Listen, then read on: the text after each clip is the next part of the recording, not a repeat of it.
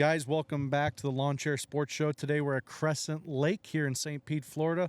Behind us we have a nice Little League ball field, little water tower in. Just your nice small town, hometown baseball Little League feel here. Trying to get a little bit of vibe for the MLB playoffs coming up. We're going to touch on that today.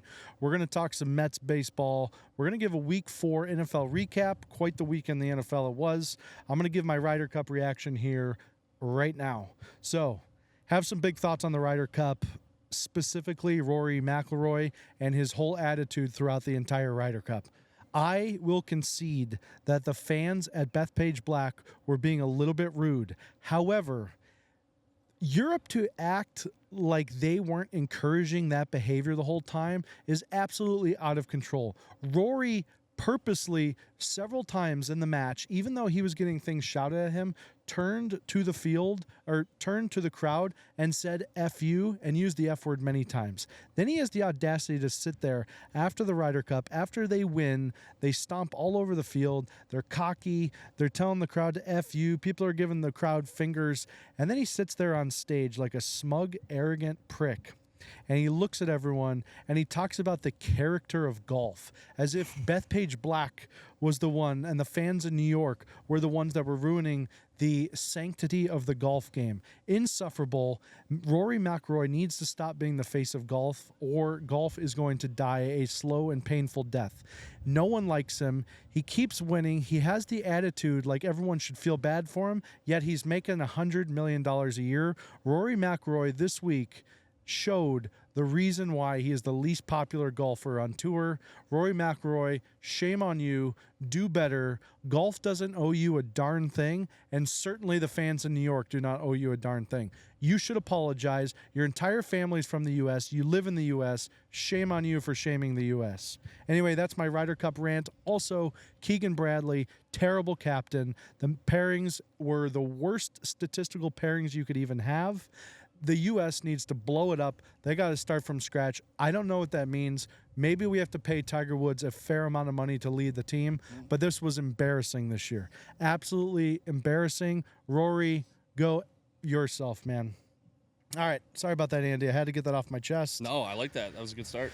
All right. NFL Week 4 recap. Quite the week it was, my man. Oh, another phenomenal week of action. Another phenomenal week. We started our Sunday with the Steelers in Dublin versus the Vikings. Pittsburgh pulls it out 24-21. Vikings QB was sacked 7 times. Wentz got sacked 7 times. Pittsburgh defense continues to dominate. Yeah, I mean, Vikings, they had some protection issues. Bad day for Wentz. He didn't look too sharp. So if you're the Vikings, you want to get J.J. McCarthy back. And this Steelers defense, I mean, they got pressure on them this game, but it seems like their strategy is just take the ball away. Like, this is the ultimate bend, not break defense. Their strategy is just win the turnover battle, generate turnovers. They did enough, and, I predicted Aaron Rodgers. You're never going to get with this guy. I thought he might be in a little bit of a mood being overseas. No, this is the jolliest we've ever seen this guy. He was happy. He was saying, oh, I'm in Dublin. I can't wait to drink Guinness. That spoke to me because I also like to drink Guinness. And he was even having fun on the field. He kind of had a fumble in the game, but it ended up in his teammate's hand. He was just celebrating, doing the first down marker. So reinvigorated Rodgers, and Steelers win again. You got to watch out for the Steelers with a Rodgers that's reinvigorated. I thought it was very telling during the game where it was 4th and 1, and the Steelers realistically should have just kicked the field goal, but the entire offense was saying, well, we want to come back out here. Tomlin, being the experienced coach he was, listened to his guys, let him out there, ran a dive play to the left, got stopped, but that's not the point. That play will single-handedly go down for the rest of the season as the turning point for the Steelers. Tomlin showed that he trusted his team. Rodgers can now trust Tomlin. That play was way bigger than any play that happened in the game. So, kudos to Pittsburgh for figuring it out. But you got a veteran coach and a veteran QB. Love to see it out there. All right, next game we had the Texans versus the Titans. Houston comes out, big win, 26-0. Texans pitched the shutout, held the Titans to less than 200 yards, and Cam Ward after the game said his team is ass. Yeah, he did say the team was ass. He said we ass collectively, and really tough day for Cam Ward. Completed less than 50% of his passes. I don't know if he can play, but I do like the quotes we get out of this kid. I think he's honest when the team's not playing well, putting a lot on himself. Finally, we got actually a very good game from C.J. Stroud. He looks like his 2023 self again. Texans avoid going to 0-4. I mean, they're both just sitting at the bottom of the division, but yeah, it is it's going to be a long year in Tennessee. Yeah, I think D'Amico Ryans, it was a good game for him coming out, but I think what you need to understand is that Cam Ward has no business being a quarterback in the NFL. He's one of the worst QBs that I've ever seen in my entirety of living. Okay, he is not going to save the Tennessee Titans. Nothing can save the Tennessee Titans. Tennessee shut out against Texans. They should be ashamed. Next game, we had the Patriots versus the Panthers. This one was quite the barn burner. New England comes out, smacks Carolina 42-13. Drake May had 3 total TDs. Good game for Drake May. Oh, yeah. I mean, the Pats dynasty is back on. Drake May, another just perfect showing. Patriots took care of the football and cut down on the penalties. Also, shout out to punt returner Marcus Jones. Took one to the house, nearly took back a second.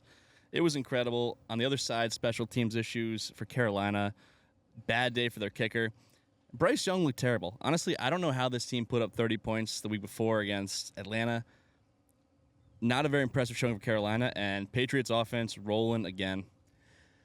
The Panthers, man, they're reeling after that. You know, Bryce Young, thought we had him back there. Bryce Young, terrible game. The Panthers really need to do some soul searching. David Tepper needs to reconnect with Cam Newton. We got to get pictures up in the facility of Cam Newton. Cam Newton was crying about that during his podcast this week. I am so over hearing about the Panthers and their organizational problems. They're a snooze fest. I'm sorry I'm even talking about them. I will say I listened to Mike Vrabel's post-game press conference, post-game speech to the team. He is so concerned with the Buffalo Bills. That guy cannot keep the Bills out of his mouth. He's saying, we're playing on Sunday. That's going to mean something. We should always be playing on Sunday. Calm down, Mike Vrabel. You are nothing, and Josh is going to eat your cookies. Next game, we have the Lions versus the Browns. Detroit 34, Cleveland 10. This game was sparked off by the Khalif Raymond 65-yard punt return touchdown. Yeah, I mean, the Lions are back. They're a juggernaut. Any thought that they were going to slip after losing their coordinators? No, I don't want to hear it. Week 1, as it can be in sports, was the anomaly. They're looking like one of the best teams in the league. And, I mean, Joe Flacco had a terrible game. I'm sorry. I don't ever need to see Joe Flacco ever again. He's had a hell of a career, but, I mean, Deshaun Watson's going to be healthy soon. Shedeur Sanders is itching to get in the game. He's filled in nicely, but I'm done with Flacco. I mean, and the Lions just keep on rolling. Jared Goff didn't even have to do all that much. I mean, this is a complete football team. Yeah, I mean, obviously the Lions come out with another fantastic win. Amon-Ra St. Brown continues to look like one of the most underrated receivers in NFL history. The guy's an absolute freak of nature. He's not physically tall. He's not physically fast, but the guy is built well. He's a smart receiver. Great player. If I'm a Browns fan today, I'm really wondering why we are wasting this season on Joe's statue. Get him out of the game. Dylan Gabriel is not the answer. Shedeur Sanders is on the sideline. The answer to all of your franchise's problems are standing there with an earpiece in. Start the man. And I have a little beef to pick with Rex Ryan after what he said about Shedeur Sanders. He is in no position to talk about Shedeur Sanders. Okay, Rex Ryan has now had multiple chances to be successful in the NFL, and he blew it. He should have been in the film room longer. He is the laughingstock. Okay, when he was with the New York Jets, his entire career was marked by the butt fumble. And then he comes with the Bills. He comes in, says he's going to win the Super Bowl, tries to get the entire city behind him, and he absolutely flopped on his face. Rex Ryan, you are a clown. Shedeur Sanders is a better man than you, so don't ever talk about him again. Keep Shedeur Sanders' name out of your mouth, Rex Ryan. Next game, we had the Falcons versus the Commanders. Atlanta 34, Washington 27. Michael Penix, big bounce back game, 313 yards passing and 2 touchdowns. Yeah, Penix had a great game. This might have been the best game he's played yet. Prior to this one, he had been 0-4 in his career when the opposing team puts up more than 7 points. He absolutely put that number to rest. I mean, he looked great. Penix had a great game. And how about this Falcons offense? I mean, they put the points on the board, responding after putting up 0. They're going to be in the mix. I don't think they're going to be in the mix, but Penix looked like he was a lot more comfortable in the pocket. But we need to talk about Washington. What the hell happened to Washington this week? That was not a good game. Marcus Mariota, after I hyped him up to be the franchise savior in Washington, absolutely flopped, made me look like an idiot. For everyone who listened last week, which was statistically none of you, that was a bad take, and I apologize. And I usually don't apologize. Next game, we had my Buffalo Bills 31, New Orleans 19. The Bills continue to be turnover machines, forcing 3 turnovers in the game. What were your thoughts, Andy? Yeah, it was crazy. I tried to tell people this was going to be a relatively close game, and it was. The Saints hung around. They managed to cover, but, what are you going to do? The Bills, they're just a 30-point machine. They do it in their sleep. They're always going to put up 30, so no surprise they get this one done at home. Big test coming up next week, but they are rightfully 4-0 and looking pretty spiffy. Yeah, no real test coming up next week for the Bills. The Saints came out. I got to give them credit. They played their butts off. Spencer Rattler showed some signs as to why he was a good quarterback in 8th grade. He looked very bad at the end of the game. Don't trust a guy like that with your organization. He's got a very smug attitude, and not many people like him on his team. That is what sources say. But Josh Allen continues his MVP reign. He looks pretty much unstoppable. He makes playing quarterback look easier than any quarterback I've ever seen play. Okay? The way he's able to run right through guys, run around guys, he had a deke up the middle versus the middle linebacker that looked like Allen Iverson in his prime. Okay? Josh Allen, I believe, might even have a chance to win MVP again this year. He has Buffalo rolling. Only 2 teams in the NFL are still undefeated. Buffalo is still one of them. Next game, we had the Giants versus the Chargers. The New York Giants 21, Los Angeles Chargers 18. Obviously, Jackson Dart, rookie, gets his first win in the NFL. He had 1 pass TD and 1 rush TD. Yeah, definitely didn't see this one coming. I wasn't high on Jackson Dart, and the Giants just hadn't looked impressive so far. I think in the offseason, I had seen a clip where Jackson Dart, I think he was on, not Gruden's QB camp, but something talking with John Gruden about his snap count in college, and it was just him clapping.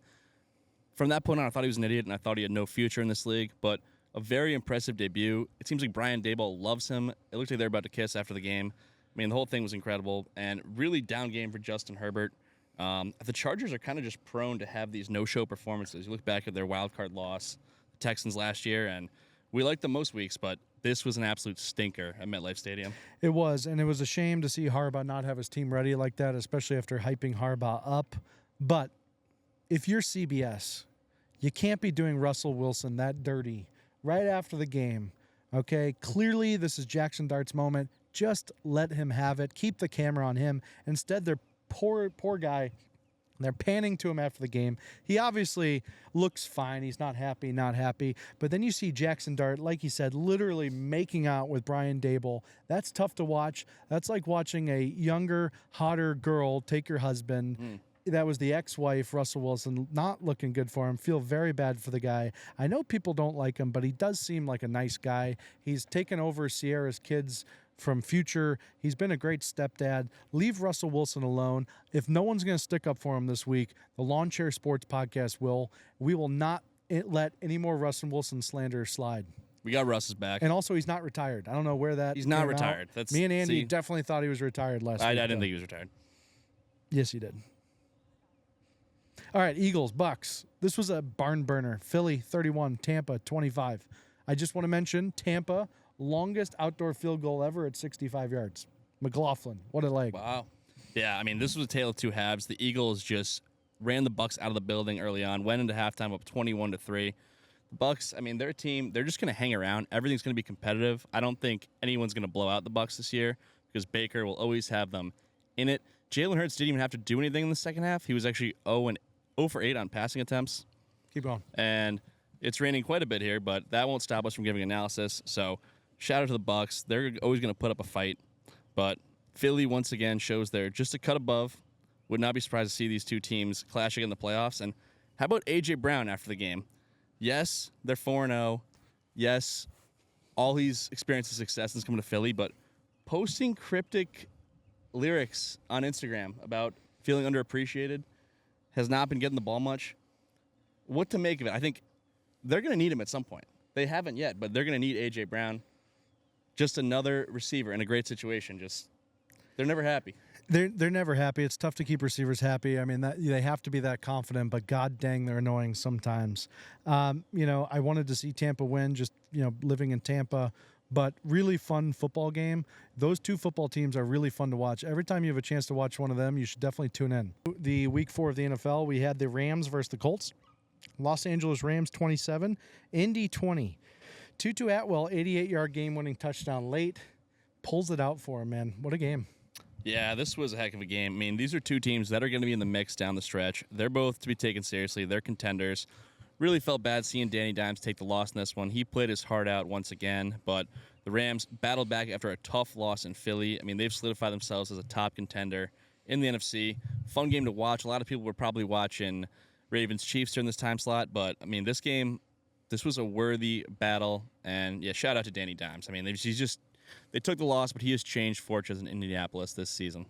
Attention, all young receivers. Attention, all receivers at all. Attention, idiots.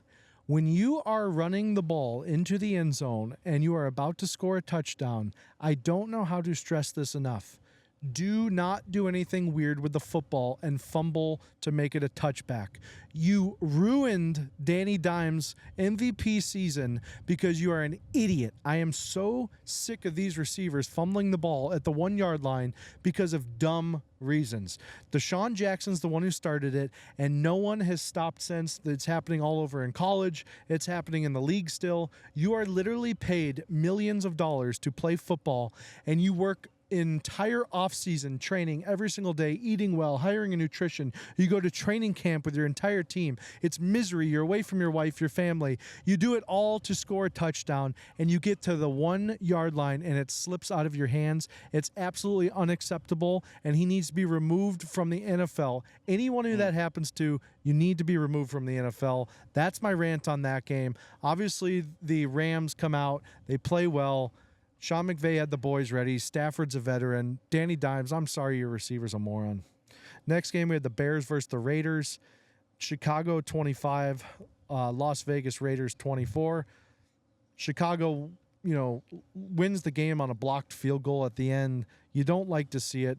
Caleb Williams continues to show why he is one of the most inconsistent performing quarterbacks in the league. There's no way Chicago should have won that game, but sometimes in the NFL, all the stars align. Everything happened for him to get the win, but he certainly did not deserve it. Ben Johnson, weirdest halftime interview. He's catching a lot of flack for it. He's a weird guy. Gives off serial killer vibes. Not a fan of his. The entire Bears organization is a dumpster fire. Yeah, like Trent said, the stars really aligned for Caleb Williams on this one. Normally was not nearly good enough to win a football game, but got completely bailed out once again by special teams, blocking the game-winning field goal attempt. On the other side, Geno Smith was absolutely terrible, so did not set the bar too high in order to outduel Geno.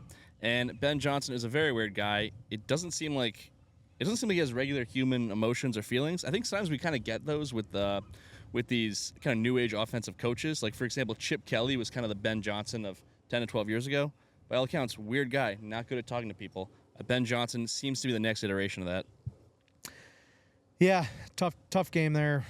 The next game on the slate was the Cowboys versus the Packers. This was scoregami. This was the highest scoring tie in NFL history. Micah Parsons, big return against the Cowboys. Did not play super well. Dak Prescott and the boys came out ready, and Jordan Love and the boys came out ready, and it ends in a tie. Hey, NFL, guess what? It's time to change the overtime rules once again. Okay, college has given you guys the template of how games do not end in ties. We need to change the rules. We cannot have NFL games ending in ties. There are only 17 games a year. We do not want one of them ending in a tie. This is an absolute dog shit ending to a game. Pardon my language, but if I'm investing 4 hours on one of my off days, I cannot be watching a tie for that long. Didn't like it. Yeah, this was a tough one. I expected Green Bay to pull this one out. How are you going to allow 40 points to the Cowboys without CeeDee Lamb? I thought this Green Bay defense was elite, but you're not elite if you're giving up 40 to that group. Bounce back performance for Jordan Love. He was terrible the previous week against Cleveland. As we predicted, he got right against the Cowboys defense, but I'm going to go the other way on this one. I like a good tie. Okay, people always say, oh, the game shouldn't end a tie, nothing should end a tie. No, it's pretty rare. There's only about one a season. It's unique. It's kind of funny. It's better than a win. It's worse. No, it's worse than a win. It's better than a loss.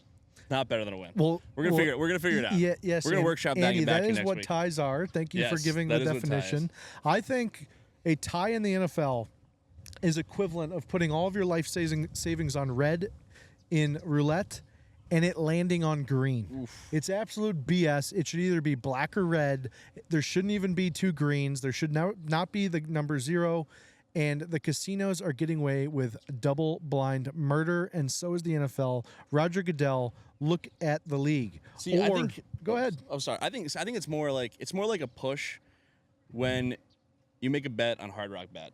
Okay, because when you make a bet on Hard Rock Bet, I mean, it's the easiest way to beat the S&P 500 this NFL season.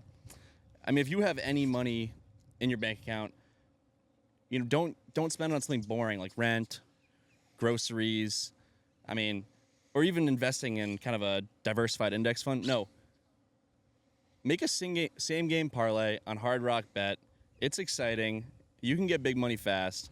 So that's kind of what I was thinking. It feels like a push. Have you ever done the math on just betting each individual bet in a parlay and just doing that? I mean, what is the actual winning difference from just doing that versus doing it in a parlay? You know what?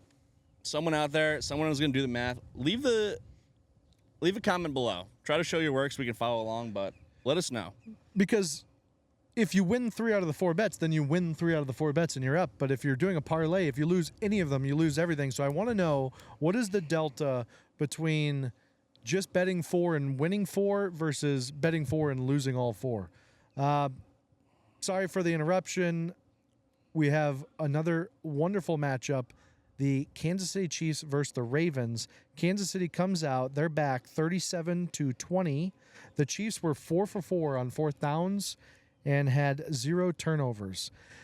This was a classic Chiefs game. Andy Reid had the boys ready to go. They played smart football. They used Xavier Worthy very well. Travis Kelce looked pretty good in space. Juju Smith-Schuster also looked pretty good over the middle, had a couple nice touchdown catches as well. Patty Mahomes shows why he's one of the top 5 quarterbacks in the league. Lamar Jackson, we talked about this last week. I do not think he is an elite quarterback. He continues to show why he can't beat good teams. He's usually a great regular season quarterback unless it's against a good team. My point being, Lamar Jackson is not the guy who's going to help Baltimore ever win a championship under the Harbaugh era. And I think him taking himself out of the game was an embarrassment to the league. He didn't see any trainers on the sideline. He took himself out because he was getting that ass whooped against the Chiefs. So Lamar, figure it out, buddy. You need to play better.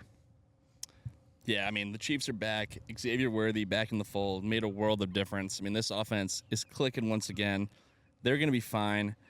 It's like we're seeing Mahomes get it done like we saw Tom Brady do it at parts of his career where he had kind of Gronk, Edelman, and then not a whole lot else. He's got Worthy. He's got what's left of Kelce, and then he's just making do with garbage. He's making do with what's left of Juju Smith-Schuster, but they just find a way. And then on the other side, if you're the Ravens, how can this team be taken seriously as a contender right now? They were a favorite coming into the season, but you've lost the Bills, you lost the Lions, you've lost to the Chiefs. At least right now, that's not a team that's going to be a threat come January. It's early in the season, but they look like frauds this year. We might have had the Ravens all wrong, and that entire division, we talked about the AFC North being one of the strongest divisions. The division might stink. Not a single team in the division has a positive point differential. It's a bad division. I think the NFC West is up there as well, but it's a bad division. Next game on the slate, we had the Seahawks against the Cardinals. Seattle 23, Arizona 20. Game-winning 52-yard field goal right at the buzzer. Quite the ending to the game. You know, there used to be a player in the NFL called Ed Too Tall Jones. Okay, he was a defensive end. Kyler Murray is Kyler Too Short Murray. He sucks. He's way too small to see over his line. He's the most talented guy at a job who hates his job out there, possibly in any profession. Yeah, he does hate his job. He wishes he were playing baseball, because if he were, we might be talking about him in an upcoming segment where we hit on the wild card games coming up. But, Yeah, this was a tough watch. I mean, not surprising it came down to a field goal. One cool play in the game worth hitting on, it was the double turnover. Seahawks, I don't know, defensive back, Kobe Bryant, cool name. He picks the ball off. He's running it back, fumbles it. Cardinals got the ball back. I don't know. It was highlight worthy. And cool uniforms for the Cardinals. Kind of had like a matte helmet. Looked like kind of sand-looking jersey, but sick helmets, sick end zones too. Did you see the field? The field itself was awesome. So shout out Arizona for that. That was awesome. We like that. Next game on the slate, we had Dolphins versus the Jets. We had Miami 27, New York Jets 24. Tua comes out 3 touchdowns. What'd you think? I was surprised because Tua had a rough week. I mean, it was just another instance of Tua at the podium putting his foot in his mouth. This guy couldn't help himself. I thought he was going to fall flat in his face. I mean, his response to Cam Newton, I thought was a joke. Basically saying Cam Newton, giving him some criticism on first take. Tua basically says, Cam's doing his thing. It's a lot easier to criticize a quarterback when you're using a little clicker than to go out and play the position. You can't pull anyone off the street to play quarterback in the NFL. That's a fine response to someone like me or a nerd analyst on TV, but I don't even think he knew who he was talking to at the moment. Not only was Cam Newton 10 times the player that Tua ever was, I don't think we've had a quarterback in the last 20 years who's been more criticized, who knows what you're dealing with. So just once again, this guy's insufferable, but he silenced all the haters with a bounce-back performance. I mean, the Jets, once again, put up another good fight, but losing another close one. Tua, you need a PR specialist to help you out. You need PR training. You need to stop talking in front of the mic. Yes, you came back with a win this week, but to disrespect an ex-MVP NFL quarterback, especially one who is a humble and well-spoken man like Cam Newton, is embarrassing. Respect your elders. He's the guy who carved out the opportunity for a quarterback like you, who was an average to kind of good quarterback, to be making over $100 million on their contract. You should be kissing Cam Newton's feet. Jets, horrible game. Next game on the slate, we had Jaguars versus 49ers. San Francisco 30, Jacksonville 27. What are your thoughts on this one? Yeah, I mean, I thought it was crazy. It was a wild game, especially since the final score changed since the game concluded yesterday. But, I mean, tough return for Brock Purdy. The team was better when Mac Jones was starting. If you're Purdy, you're on the hot seat right now because they were eager to get him back. But, I mean, if you're the guys in that locker room, you're looking around and saying, hey, things are going good with Mac Jones. And, yeah, tough one. I mean, we've really been impressed with the Niners this season. You cannot be losing at home to Jacksonville. And I want to clarify, the Jags won 26-21. I was trying to throw Andy off. It was a test to see if he's watching the games. And I liked the little dust-up post-game. We had Liam Cohen going at it with Niners defensive coordinator Robert Saleh. I guess Saleh had made some comments during the week talking about Liam Cohen and the Jags, kind of picking up the other team's signs, picking up the 49ers signs. And Liam Cohen, he was heated about it. He didn't like it. He said, keep my name out of your mouth. They had a nice little dust-up. I mean, a physical mismatch. Liam Cohen, I mean, he's more of a student of the game. Saleh is more of a real football guy. But you know what? There's nothing wrong with stealing signs. So when stealing signs and your reaction to teams stealing signs, that tells me if you have a naive worldview or not. Because if you don't know what play is coming, then figure it out. You were playing with a disadvantage. I can tell all I need to know about someone based on how they reacted to the Michigan sign stealing scandal or the Astros sign stealing scandal. People do scumbag shit to get ahead. It's part of sports. It's part of life. It's part of sports, it's part of life, but also if he's that aware that they're stealing signs and then he doesn't figure out a way to make sure they don't steal his signs, whose fault is it? Robert Saleh has a very tiny brain, and I think that's part of the reason why he couldn't figure out how to figure out new signs, or just the entire organization is too dumb to memorize signs on a week notice. Either way, not Liam Cohen's problem. That's yours, buddy. And if you're going to lose a game like that and then make a mockery of yourself at midfield, you're not a head coach anymore. You're an assistant coach. Get on the sidelines, buddy. You're a joke. NFL in shambles. What a week it was. Tonight we have a wonderful game, the Bengals versus the Broncos. I am not even going to predict this game. I think obviously the Broncos win. But, Andy, what are your thoughts, man? Yeah, I definitely have the Broncos winning this one. I mean, the Bengals just look all out of sorts. Browning had a terrible game last week. And Bengals, Broncos have been good so far. Bo Nix has played well. They have a good defense. They've lost a couple tough ones. They're 1-2 right now.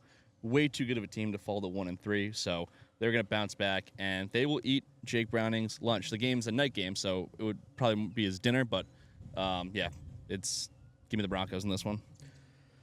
All right, Andy, what do we want to touch on next? Well, we talked about week 4 action. It's time to talk about who's pumped and who's pissed after week 4. When we're talking about who's pumped, there were a lot riding on the games this week. There's always a lot riding on your tires. Personally, when I need new tires, I go to Michelin because they're the best. They're number 1 in quality. And I'm not taking my chances with anything other than the best. They keep me pumped up. So I ask you, after week 4, who is pumped in the NFL? Who is pumped in the NFL? Dublin, Ireland was pumped. Dublin, Ireland had their first ever NFL game overseas in Dublin at a beautiful soccer stadium. The vibes were high. The players seemed to love it. The grass field looked, I know there was some slippage out there, but it looked every time they got tackled like it didn't even hurt. It looked like guys just playing football in their backyard. It really seemed to be the joy of the game out there. I think the NFL should play a majority of their games overseas. It looks a lot more fun over there. Aaron Rodgers talked about having a couple Guinnesses 2 days before, which just shows that you can drink and do your job at the same time. So good on you, Aaron, for showing that to the entire world. But I really think the Dublin fans enjoyed it. I think Greg Olson underestimates how much people in Dublin know about football, considering every time something happened that had to do with a rule, he thought that the stadium announcer should explain the full rule to the crowd. Didn't like that. But Dublin, we appreciate you. I have some friends over in Dublin as well. Ireland is one of the greatest countries in the world, even though it might not be considered its own country. We're not entirely sure of what that structure is in the U.S., but I can tell you this. Me and Andy love Ireland. We love Dublin, and we'd like to see a lot more NFL played over there. Thank you, Dublin, for giving us your best. Yeah, and leave a comment below if you don't mind. Just kind of help us understand, is Ireland a country or not? We seriously need someone to help us understand it. But Greg Olson, also on the broadcast, took a shot at Guinness. I didn't like that. I'm a big fan of Guinness. And it's one of the healthiest beers in existence, so not surprising that an elite athlete like Rodgers would enjoy himself some Guinness. For me, who's pumped after week 4 is Mac Jones, okay? But you're going to say he didn't play. Exactly. He filled in admirably the 2 weeks Brock Purdy was out. The Niners are riding high. Purdy comes back and face plants. Mac Jones is either going to work his way back into the starting lineup, or he's earned himself a starting quarterback job and a starting quarterback bag this offseason. Because what he did in those 2 games filling in, and the way the Niners are nosediving now that Purdy's back in the fold, this guy's career has just been reinvigorated. Once again, someone gets with Kyle Shanahan and just it turns all of their fortunes around. And Mac Jones, this is the guy we thought he was going to turn into after that rookie year in New England. This is the guy we expected to see after he set the world on fire at the University of Alabama. Yeah, I think that's fair. Andy, other than who's pumped, we also do a segment called Who's Pissed? Yeah. Who needs better help? I'll tell you, some people out there watching right now, they're probably thinking to myself, man, I don't like life. I would rather not do the whole life thing. You need BetterHelp. BetterHelp is the best online platform where we can connect you with actual therapists at a fraction of the cost, and you don't even have to get out of your couch, which might be one of the problems why you're depressed in the first place. But anyway, BetterHelp. Andy, who needs BetterHelp? Yeah, who needs BetterHelp? It is the joints and ligaments of players playing games on the field at MetLife Stadium. For years, we've heard players criticize the turf at MetLife, say they're very susceptible to injuries, and we saw yet another this weekend.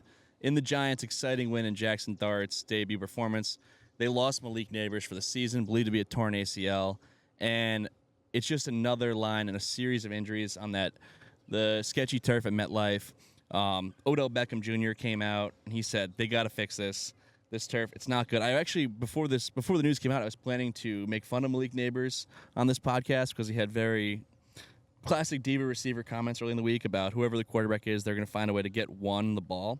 But I feel bad ripping him for that right now because, honestly, I feel bad for the guy. These owners, it's crazy to me. They are so cheap about the wildest things. For how much money they pay these players, they're too cheap to put grass on the field to keep these guys healthy. It's just they are penny wise, dollar dumb. Is that a saying? I don't know. I'm going to say it is. Well, there's a nickel holding up a dollar for sure. Yeah. That is for sure. I don't know why these owners can't just figure it out. The players all want grass. And plus, if you're looking to recruit some big-time free agents, I think that's actually a consideration you need to think about nowadays. So great take there, Andy. My who needs better help this week is anyone who is involved in the making and the production of the Guardian caps that the NFL players are wearing on their helmets. These things look absolutely ridiculous. I think they have to have so many iterations of different colors and logos now. You know, traditionally on a nice hard helmet, the equipment staff just puts a nice sticker decal on the helmet. It's a very easy process. You can rip it off, you can put a new one on, but I'm not quite sure how these Guardian caps are keeping up with all the uniform changes this year. Can we not figure out a way to let these players know that you are not safe whether you're wearing a Guardian cap or not? You look ridiculous. Your chance of sponsorship is going down so much by you looking like an idiot. Specifically, the guy that really comes out for me when I think of Guardian caps is Romeo Doubs for the Packers. I think he looks ridiculous. The guy runs a 4.4, but with that hat on, he looks like an offensive lineman running down the field. My better help is A, anyone who's wearing a Guardian cap, and then B, the poor people that have to make all the iterations of them. Yeah, no doubt. I mean, if you're going to get a major head injury, you might as well kind of look cool while doing it. So, I mean, for these guys wearing the caps right now, I don't think it's really providing any protection, and they kind of just look silly. So, I agree. To see. All right, Andy. You know, we love knuckleheads on the pod. Well, that's true. And there's a lot of idiots out there, and there was a lot of idiots out there this week. Who's your knucklehead of the week?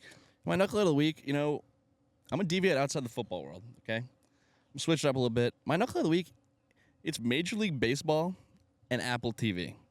And we haven't talked about baseball on this pod. We're going to get into it after this. Because, as we all know, football is king. People just want to watch football. They want to watch guys run really fast at each other, okay? This is not the turn of the century. This is not the 2000s anymore. Baseball is a dying sport. It's losing viewership. There's still some dinosaurs out there like me. I like watching baseball. And on Friday night, we had a lot riding into the final week of the regular season. There was a big Red Sox-Tigers affair on the schedule. Both teams, a couple cities, just salt-of-the-earth people. They love their baseball, both fighting for playoff spots. Probably the biggest baseball game in Boston in 4 years. But it was an Apple TV exclusive. Not only do I already pay $300 a year for the freaking MLB package to watch these games out of market, Apple TV exclusive games on Friday nights. You have people out there who are voluntarily trying to spend their time watching regular season baseball, and you're going to make the game harder to access. Baseball is super short-sighted by this, putting these games behind a paywall. You could only watch it with Apple TV. Did I pay for it? Absolutely not. Did I watch the game? Yes. I went on a very sketchy website. They probably have all of my personal information now, and it ended up being a very exciting matchup. Red Sox walked it off. They're in the playoffs. But Major League Baseball, all these sports, stop putting things behind a paywall. Before you know it, you're going to have to be a millionaire to be a sports fan. It's absolutely ridiculous. The only thing I'll argue against on that, Andy, is the one good thing about all these streaming services are the arms race right now is producing some of the best television that we've ever seen in human history. The amount of good shows that are produced per year is at a level unknown to mankind. Movies are dead. TV is in. The TV shows that I am watching on all these streaming services keep me so entertained and glued to the couch that they might be contributing to some of the LBs that I've gained over the last 15 years. I think streaming makes shows less interesting, and you might see a lot more people exercising in the United States. But I agree. MLB, get it together, show the games. We'll talk about it more when we talk about MLB, but they're also MLB has some games, playoff games scheduled at 1 p.m. during the week. How is anyone supposed to watch that? And think about how much of the world completely unaware those games will have ever taken place. It's just crazy. My knucklehead of the week is none other than Keegan Bradley. Keegan Bradley is the most insufferable U.S. captain of all time for the Ryder Cup team. I think we need to really blow this thing up. I know I mentioned it earlier, but I'm so passionate about it, I need to mention it again. Okay, the U.S., 2 straight Ryder Cups, have not even made it feel like we're in the Ryder Cup. Aside from Keegan Bradley, though, everyone who has created the rules for the Ryder Cup needs to look at this stupid envelope rule. Victor Hovland wakes up with a sore neck, and the U.S. gets handed an envelope the day of. The envelope basically means our guy is injured, he cannot play, so therefore we will split the full point 50-50. If your guy is not healthy and ready to go, there's no way that you should be rewarded for that. I mean, technically speaking, you could technically just envelope rule the whole thing. After the match, Victor Hovland gets in the picture. His neck looked absolutely fine. He was smiling with the rest of his team. He probably drank till 5 a.m. on that stupid plane that the European team got on after the win. Then they started chanting against Donald Trump. Not a good look for the European team. After all their speak of how bad the U.S. is, I was absolutely embarrassed to be a golf fan after the Ryder Cup this weekend, and not because of the New York fans, but because of Team Europe and Keegan Bradley ruining U.S. golf. Those are like 4 knuckleheads all in one, but I just had to get it out. Hey, had to be said. I mean, there's plenty of knuckleheads to go around, so a lot of worthy candidates this week, any week. All right, Andy, we're going to enter into a realm that's a little bit more up your alley than mine, but I am excited to jump into it. We are going to talk Major League Baseball, and we're going to start off with one of the biggest stories that actually doesn't have anything to do with the rest of the season, but it has to do with how their season ended. Yeah, it's crazy. I mean, a lot of wild things went down. Stretch run of Major League Baseball. 162 games are in the books. Regular season is done. And this month of September was just absolutely crazy for a number of teams, but there is no team who collapsed harder than the New York Mets. They went out, they gave $765 million for 15 years to Juan Soto in the offseason. They were in the NLCS last year expecting big things. They thought they'd be kings of New York. This team was 45-24 earlier in the season. They had the best record in baseball. An epic collapse. Had a 97% chance of making the playoffs early in the month of September. Controlled their own destiny in the last game of the regular season. Got blanked 4-0 by the Marlins. Missed the playoffs. Highest payroll in Major League Baseball history. Finished 83-79 and missed it. I mean, this is just a tragic franchise that can never get it right. There must be something wrong with the uniform. There's something wrong in Queens. And Juan Soto, year 1 of 15, he's already fat. He doesn't want to be there. That's going to be a terrible investment. I mean, the Mets, they need some better help. Is there anything in Queens that is good? No, not that I'm aware of. Because I don't know if you've ever been to Citi Field. It's an all right ballpark, but it is quite cookie cutter. I like Shea Stadium, had a little more character. But you're in the ballpark, you look around, it is just run-down streets and auto body shops. Dog collapsing, man. What happened? I mean, things got out of hand fast. This is a team, they can't help themselves. I mean, I love seeing Francisco Lindor ground to a double play to end it. Before Soto got there, he was the face of the team, and I knew they weren't going to win a damn thing with this guy. The second he showed up to his first spring training with the Mets with blue hair. That's a look at me guy who's content being a loser. And Mets fans, sneaky, annoying fan base. They kind of got this thing where they kind of alternate between, it's almost like they have kind of like the Cowboys fan syndrome and Browns fan syndrome in one. It's like anytime they get good news after the Soto signing, they act like, this is it, this is our year, everything's jolly. But then anything goes wrong, and they're just showing up to the games with paper bags over their heads saying, look at me, my life is so hard. Sneaky, annoying fan base, and they'll be watching October again from the sideline. I mean, historic collapse. The Mets are going to have to blow it up once again. It's going to be funny to watch it happen. Alonso's definitely on his way out. Andy, we kind of roll that into the teams that actually succeeded this year.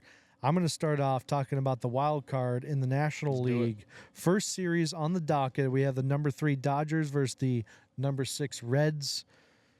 What do we think here? David versus Goliath or what? Yeah, I mean, this is a true David versus Goliath story. I mean, here's the thing. If you thought our football picks have been bad, get ready for our baseball picks because it's an impossible sport to predict.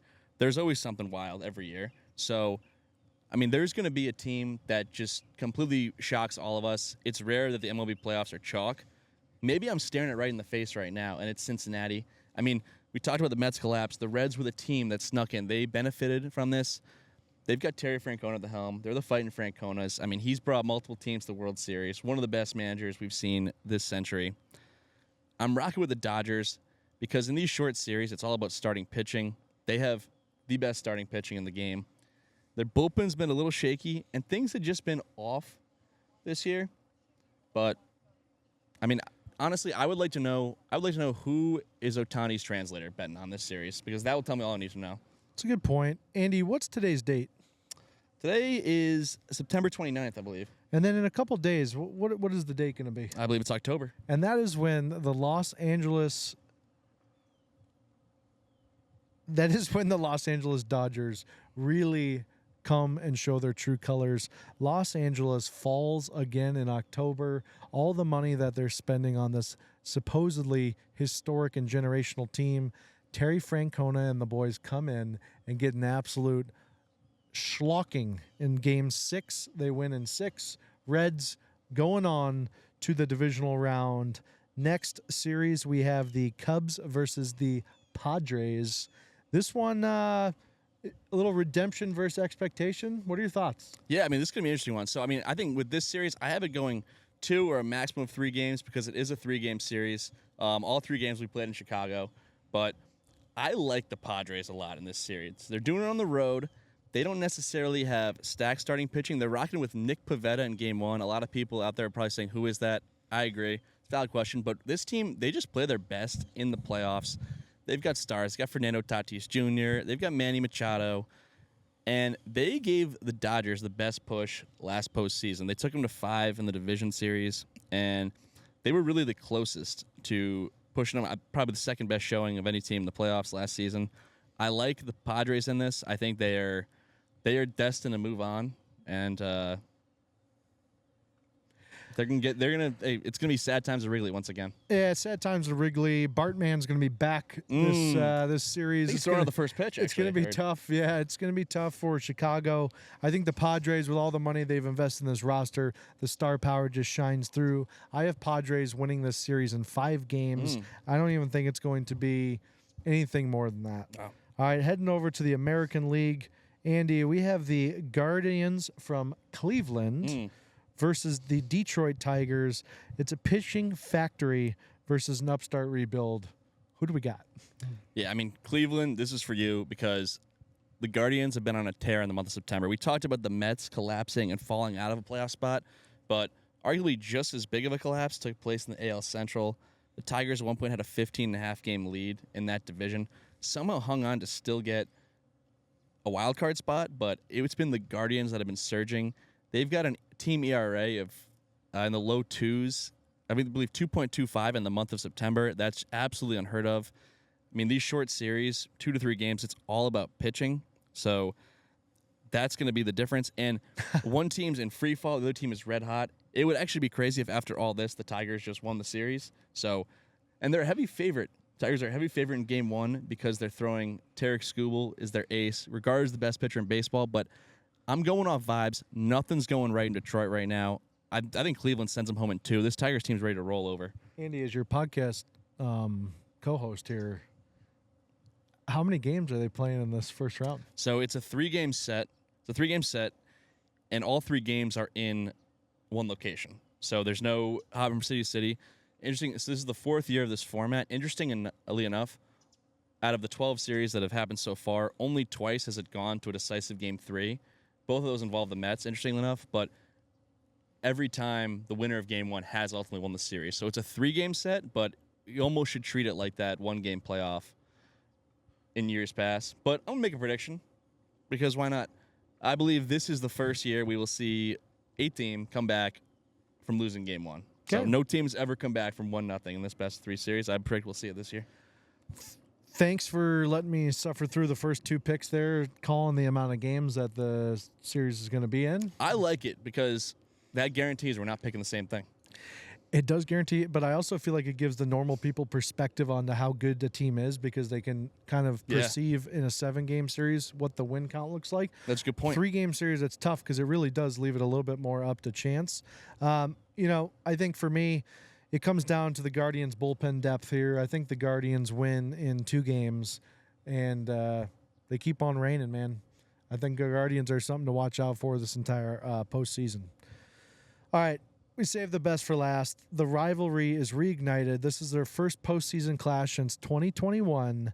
This is the New York Yankees versus the Boston Red Sox. I am a New York guy. Andy is a Big Sox guy. Big Sox guy. So, Andy, I'm going to let you start off here. What do you think?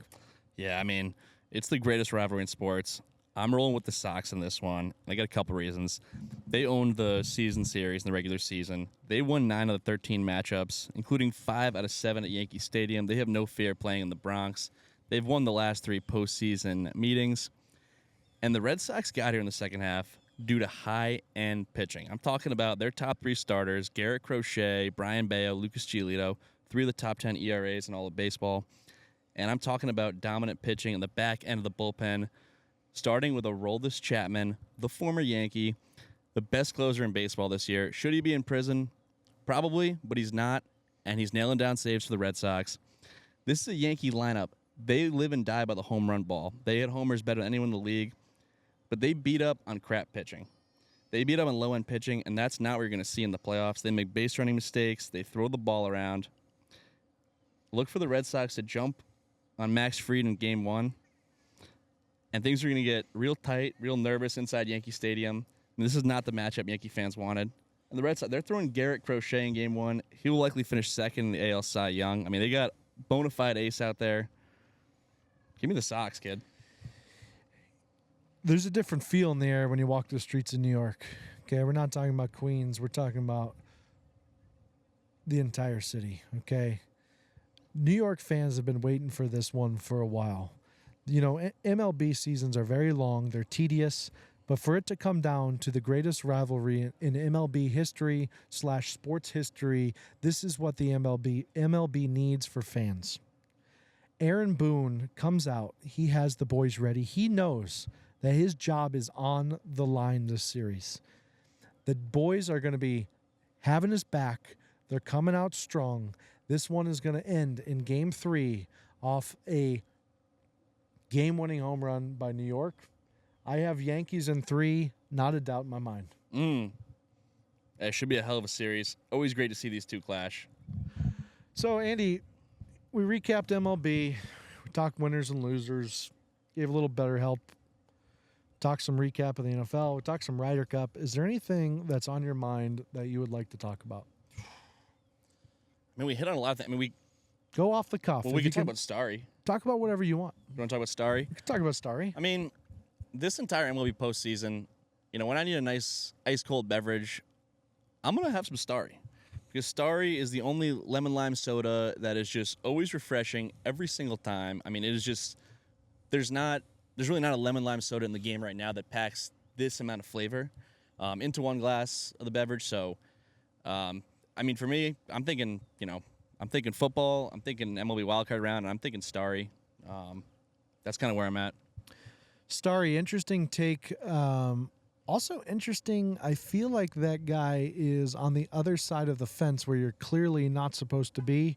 Not a big fan in public parks of people just clearly breaking rules. That is a protected tree over there, and that person just can't stop but go in the restricted area. Not only are they going in the restricted area, the wife is taking a photo of the other person in the restricted area. I don't like it at all. I think more cops should be watching for stuff like that and less about real crimes. But I wanted to finish off this podcast talking about armadillos. All right, let's get into it. I see a decent amount of armadillos in Florida. Usually they're squished on the side of the road. But one thing that really just came to me when I was thinking about things I wanted to talk about was, what class of animal is an armadillo?